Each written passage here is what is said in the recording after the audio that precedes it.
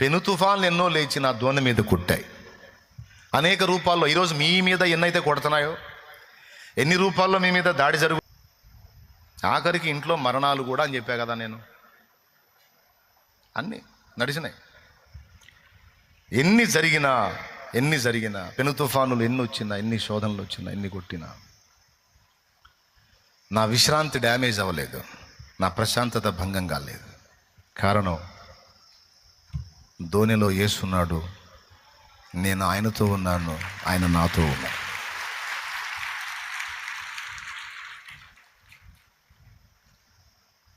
తినాలనుకున్న పదార్థాన్ని తినిపించాడు, చూడాలనుకున్న విషయాన్ని చూపించాడు, సాధించాలనుకున్న కార్యాలన్నీ నా పక్షంగా ఆయనే సాధించాడు. ఇక దేని గురించి కూడా నేను జుట్టు పీక్కునే పరిస్థితి లేదు. నాకు ఒక నమ్మకమైన ప్రియుడు, ప్రాణప్రియుడు దొరికాడు.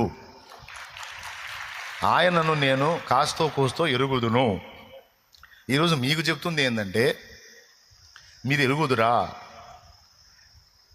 మిమ్మల్ని పిలిచిన వానిని, మీకు తోడై ఉన్న వానిని, తన రక్తంతో మిమ్మల్ని కడిగిన వానిని మీరు ఎరుగుదురా? ఆయన మీద ఆనుకోవటం అనేది మీరు చేశారా?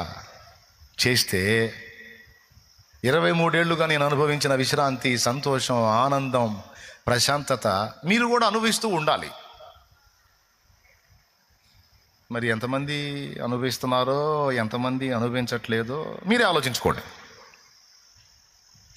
సమస్యలనే కామన్, నీకు నాకు అందరికీ. అయినా ఎన్నొచ్చినా చెరగని చిరునవ్వు, హృదయములో విశ్రాంతి.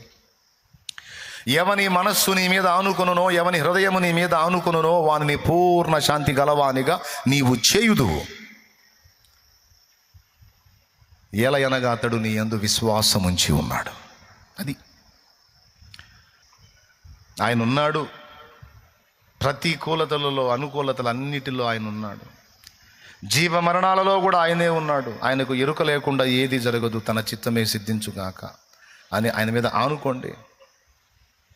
అప్పుడు ప్రవేశిస్తుంది విశ్రాంతి నీలోనికి.